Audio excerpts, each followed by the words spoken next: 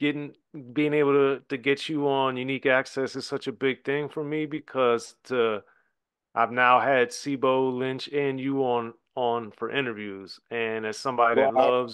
loves all three of y'all's music, and Bo in particular, I've spent a lot of time with, uh, and then we spend a lot of time writing each other and stuff. So it's like a real. I'm very glad that we've been able to do it because you guys are extremely influential, extremely talented, extremely smart, and have put out so much great material over the years that is very, very valuable for people to see. So there it Thank is. you, man. That means a lot. And it meant a lot to me that always had your support like that, your presence in my life. I remember when I was really getting into writing and all of that type of stuff. You taught me a lot about writing and how to organize my thoughts and to put a chapter together when I, started tweaking out on how to write this book the right way. What do I want to say? How do I want to communicate?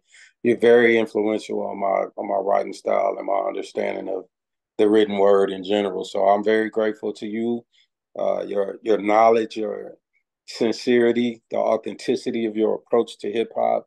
It means a lot to me. I got your book in here, man. It's a Oh, trip. well, thank you. Yeah, Well, that's man, we've been talking a long time. We got to do a part two then, because so much more to talk about. But yeah, for that's sure. the beauty of it all is though, man, is that, as you did throughout your career and as I've made a point to do throughout my career, like when you approach something because you love it and you want to be pure to it, it's gonna work out. So, that's really how I always approach it because I love the music and I love like the the genius of the production, the genius of the writing and all that other stuff is like that to me is what drew me to rap. Like I'm like these stories, these rhymes are so creative and so brilliant and how they can navigate through these songs is just is fascinating and phenomenal. So, and Yeah, you definitely got it. So yes, thank you. thank you, man. I really appreciate that. Yeah, the Yeah. irony of it, man, to the legacy with me, Lynch, and Bo, the unholy Trinity of Sacramento. I'm just so proud of everybody being healthy and in their right minds at this time of our lives to be free, men focused on family and still having the opportunity to participate in this beautiful culture. I'm just very proud of the three of us and what we've been able to pull off. I remember while I was incarcerated, me and Bo was cellies when we found out that Tupac had been shot and when we found out that he had passed. And Bo was on his way home coming off of All Eyes on Me. And I was like I was probably a month into my life sentence at the time. Uh, and I gave Bo every rap I had ever written, every unreleased song I had in my possession, all of it, because I was like, man, I don't know that I'm gonna get to record none of this. Like I'm at a That reception center, and that's and where so Deadly Game came from, right? that's where Deadly Game came from. I gave Bo Macaframalama.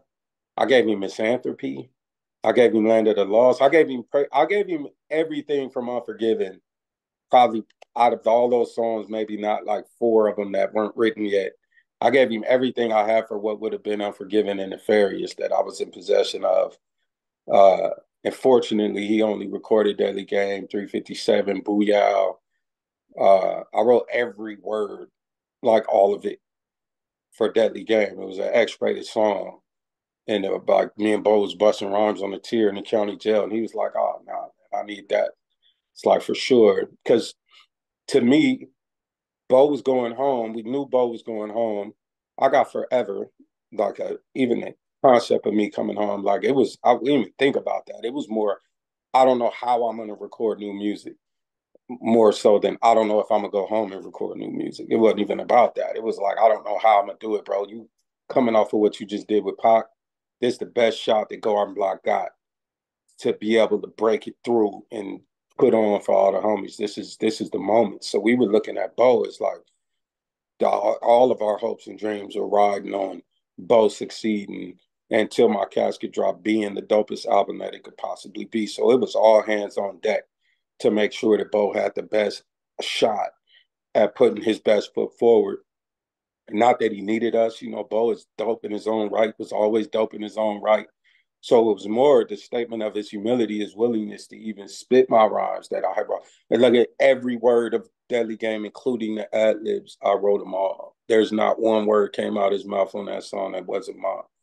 But like 357, I had the chorus, the first verse, second chorus, and half of the second verse when they took him. He got I was in reception, so we sellies, but we didn't have the same point scores. So like I'm level 4 maximum security. Your time is based on your crime and the length of time that you have to do is going to determine your security level. So, Bo is on a violation like a probation, joint suspension type of thing at the time. So, he don't got a lot of time to do. So Bo end up in a dorm and I end up in the cells. So you got dorm and cells. And so I think I got shipped off to New Folsom and Bo got sent to the main line at Tracy in the dorms. So they just randomly rolled him up. And it was like, damn, we weren't done. So Bo finished writing the game. So if you listen to it, our styles in the middle of the second verse, you can hear the difference between me writing the song and Bo writing the song. You can see it change. And then he wrote the third verse. So like verse one, half of verse two, and then he wrote half of verse two and the entire verse three. And it's the perfect marriage of our writing styles. I thought it was crazy to just get a bar of how the dynamic of the song morphed, but with us not being able to finish that together. And into Dow and whatever, Booyah and all those other songs. But yeah, just we're very grateful for the sentiment and Bo's understanding of what it meant for us, for him to be able to have that opportunity coming off of all Eyes on Me, and his understanding that his bro was about to go do forever, and that was something that he could do for me was be my voice and spit them songs, and now they're classics that live forever that people respect, and I feel like I had a positive impact on his style and in his perspective, and he did the same for me. And I tell people like Street Life, Bo wrote half that chorus for me.